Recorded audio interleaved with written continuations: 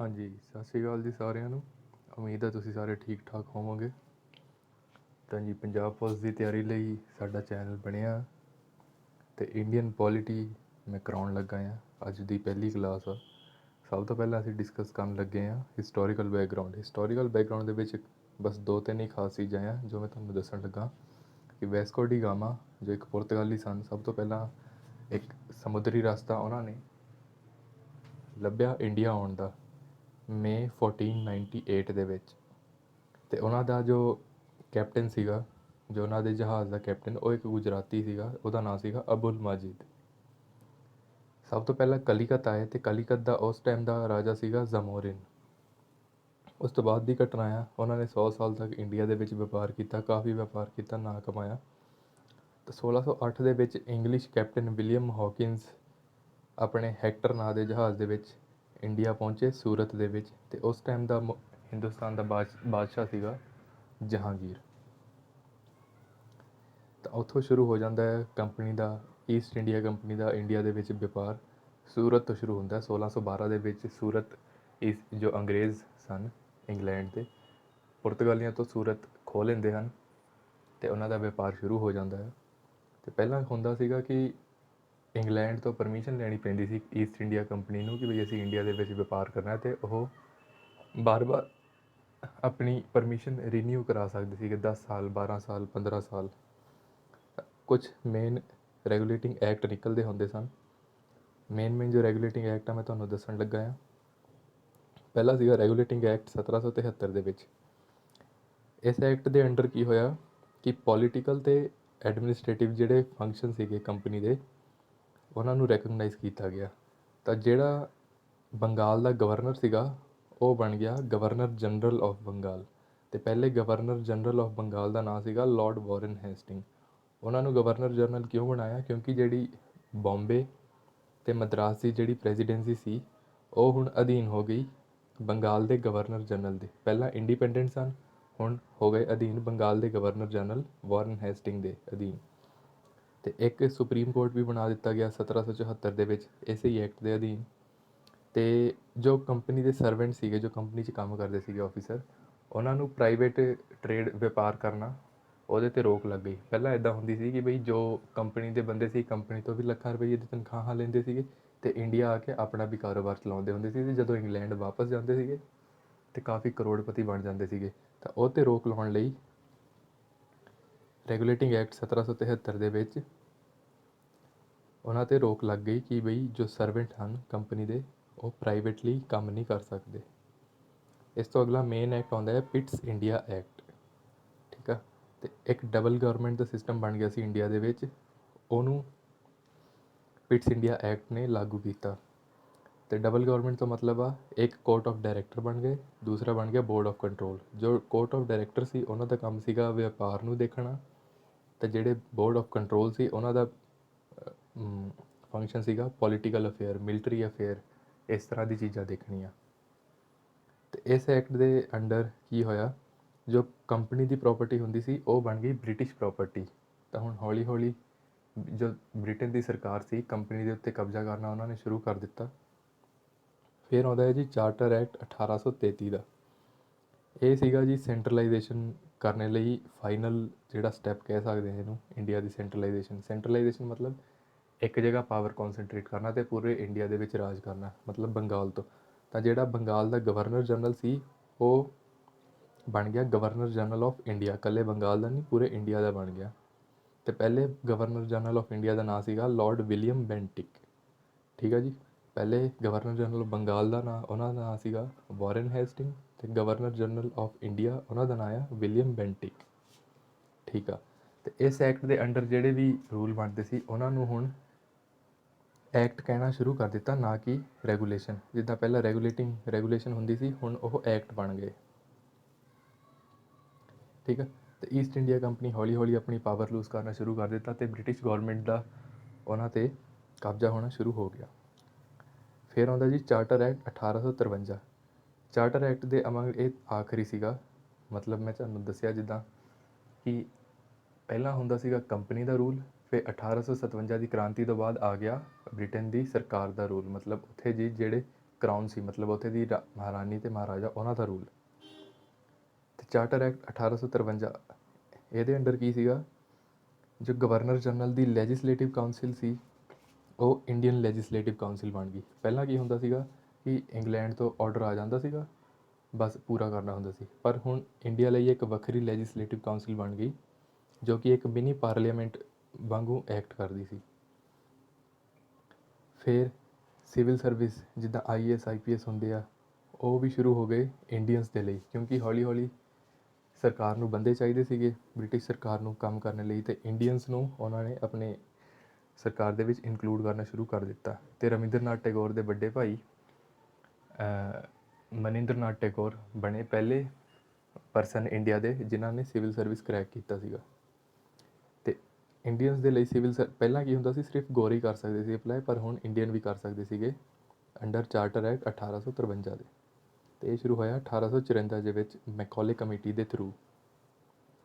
ਅਤੇ extended company rule for indefinite period, ਜਿੱਦਾਂ ਮੈਂ ਤੁਹਾਨੂੰ ਦੱਸਿਆ ਕਿ ਪਹਿਲਾਂ ਹੁੰਦਾ ਸੀਗਾ ਕਿ 10 ਸਾਲ 15 ਸਾਲ ਤੱਕ ਉਹ ਸਾਈਨ ਕਰਾ ਲੈਂਦੇ ਸੀਗੇ ਅਤੇ ਬਈ ਅਸੀਂ ਇੱਥੇ ਵਪਾਰ ਕਰਨਾ, ਪਰ ਇਸ ਐਕਟ ਤੋਂ ਬਾਅਦ ਉਹ ਜਿੰਨਾ ਮਰਜ਼ੀ ਚਿਰ ਰਾਜ ਕਰ ਸਕਦੇ ਸੀਗੇ, ਕੋਈ ਉਹਨਾਂ ਨੂੰ ਪਰਮਿਸ਼ਨ ਲੈਣ ਦੀ ਲੋੜ ਨਹੀਂ ਸੀਗੀ। ਅਤੇ ਵੱਖਰੇ ਵੱਖਰੇ ਰਿਪਰੈਜ਼ੈਂਟੇਸ਼ਨ ਉਹਨਾਂ ਨੇ ਚੱਕਣੇ ਸ਼ੁਰੂ ਕਰ ਦਿੱਤੇ, ਜਿੱਦਾਂ ਮਦਰਾਸ, ਬੰਬੇ, ਬੰਗਾਲ ਅਤੇ ਆਗਰਾ ਵਿੱਚੋਂ ਇੰਡੀਅਨਸ ਉਹਨਾਂ ਨੇ ਸਿਲੈਕਟ ਕਰਨੇ ਸ਼ੁਰੂ ਕਰ ਦਿੱਤੇ ਇੰਡੀਅਨ ਲੈਜਿਸਲੇਟਿਵ ਕਾਊਂਸਿਲ ਦੇ ਲਈ। ਠੀਕ ਹੈ ਜੀ। ਫਿਰ 1857 ਦੀ ਕ੍ਰਾਂਤੀ ਹੁੰਦੀ ਹੈ, ਉਹ ਤੋਂ ਬਾਅਦ ਸ਼ੁਰੂ ਹੋ ਜਾਂਦਾ ਕਰਾਊਨ ਰੂਲ। ਅਤੇ ਇਸ ਐਕਟ ਨੂੰ an act of good government of India ਵੀ ਕਹਿੰਦੇ ਆ। ਤਾਂ ਇਸ ਐਕਟ ਨੇ ਕੀ ਕੀਤਾ, ਜੋ ਈਸਟ ਇੰਡੀਆ ਕੰਪਨੀ ਆ ਉਹਨੂੰ ਕੰਪਲੀਟਲੀ ਖ਼ਤਮ ਕਰ ਦਿੱਤਾ, ਅਤੇ ਅੰਗਰੇਜ਼ਾਂ ਦੀ ਸਰਕਾਰ ਦਾ, ਇੰਗਲੈਂਡ ਦੀ ਸਰਕਾਰ ਦਾ ਕੰਪਲੀਟਲੀ ਸਾਡੇ 'ਤੇ ਰਾਜ ਹੋ ਗਿਆ। ਅਤੇ ਇੱਕ ਫੀਚਰ ਹੈ ਇਹਦਾ ਕਿ ਗਵਰਨਰ ਜਨਰਲ ਆਫ ਇੰਡੀਆ ਜੋ ਸੀਗੇ ਉਹ ਉਹਨਾਂ ਨੂੰ ਹੁਣ ਕਹਿਣ ਲੱਗ ਪਏ ਵਾਇਸਰੋਏ। ਠੀਕ ਆ। ਅਤੇ ਪਹਿਲੇ ਵਾਇਸਰੋਏ ਦਾ ਨਾਂ ਆ ਲਾਰਡ ਕੈਨਿੰਗ। ਅਤੇ ਉਹਨਾਂ ਨੇ double government the system and ਕਰ ਦਿੱਤਾ। ਇੱਕ ਵੱਖਰਾ ਸੈਕਟਰੀ ਆਫ ਸਟੇਟ ਬਣ ਗਿਆ, 15 ਮੈਂਬਰ ਦੀ ਉਹਨਾਂ ਦੀ council C. Secretary of state ਨੂੰ ਅਸੀਂ ਕਹਿ ਸਕਦੇ ਹਾਂ ਕਿ ਪ੍ਰਧਾਨ ਮੰਤਰੀ। ਤਾਂ ਜੋ ਸੈਕਟਰੀ ਆਫ ਸਟੇਟ ਮਤਲਬ ਸੈਕਟਰੀ ਆਫ ਇੰਡੀਆ ਹੁੰਦਾ ਸੀ, ਉਹ ਬ੍ਰਿਟਿਸ਼ ਪਾਰਲੀਮੈਂਟ ਦਾ ਇੱਕ ਮੈਂਬਰ ਹੁੰਦਾ ਸੀਗਾ।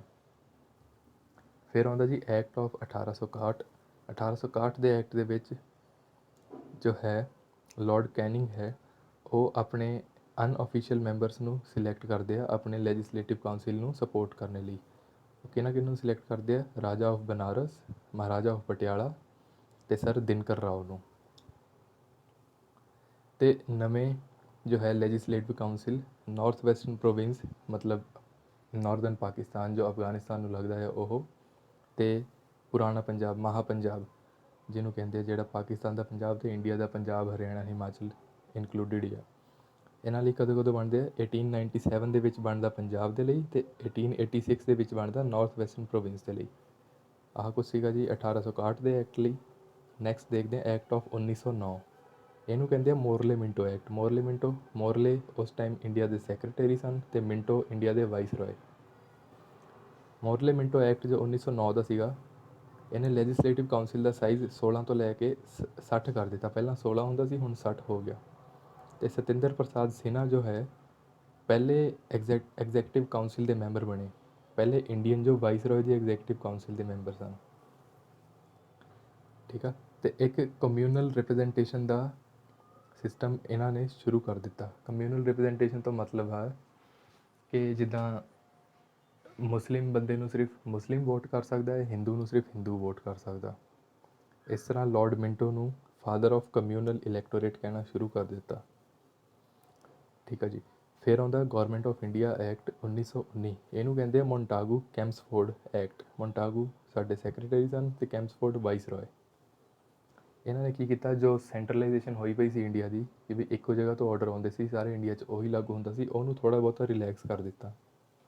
ਅਤੇ ਇਹਨਾਂ ਨੇ ਜੋ ਲੈਜਿਸਲੇਟਿਵ ਕਾਊਂਸਿਲ ਸੀ ਉਹਨੂੰ ਰਿਪਲੇਸ ਕਰ ਦਿੱਤਾ ਅਪਰ ਹਾਊਸ ਐਂਡ ਲੋਅਰ ਹਾਊਸ। ਅਤੇ ਹੁਣ ਤੁਹਾਨੂੰ ਥੋੜ੍ਹਾ ਬਹੁਤਾ ਜਾਣਾ ਪਛਾਣਾ ਲੱਗਦਾ ਹੋਊਗਾ, ਜਿੱਦਾਂ ਅਪਰ ਹਾਊਸ ਮਤਲਬ ਰਾਜ ਸਭਾ, ਲੋਅਰ ਹਾਊਸ ਮਤਲਬ ਲੋਕ ਸਭਾ। ਇਹ ਸਾਰਾ ਕੁਛ ਬੁਨਿਆਦੀ ਢਾਂਚਾ ਮੈਂ ਤੁਹਾਨੂੰ ਦੱਸਣ ਲੱਗਾ ਕਿ ਸਾਡਾ ਕੌਨਸਟੀਟਿਊਸ਼ਨ ਕਿੱਦਾਂ ਬਣਿਆ। ਇਸ ਤੋਂ ਬਾਅਦ ਜੀ ਵਾਇਸਰੋਏ ਦਾ ਜਿਹੜਾ ਐਗਜ਼ੈਕਟਿਵ ਕਾਊਂਸਿਲ ਸੀਗਾ, ਜਿਹਦੇ 'ਚ 6 ਮੈਂਬਰ ਹੁੰਦੇ ਸੀ, ਉਹ 'ਚ 3 ਮੈਂਬਰ ਮਤਲਬ 50% ਇੰਡੀਅਨਸ ਨੇ ਆਉਣਾ ਸ਼ੁਰੂ ਕਰ ਦਿੱਤਾ।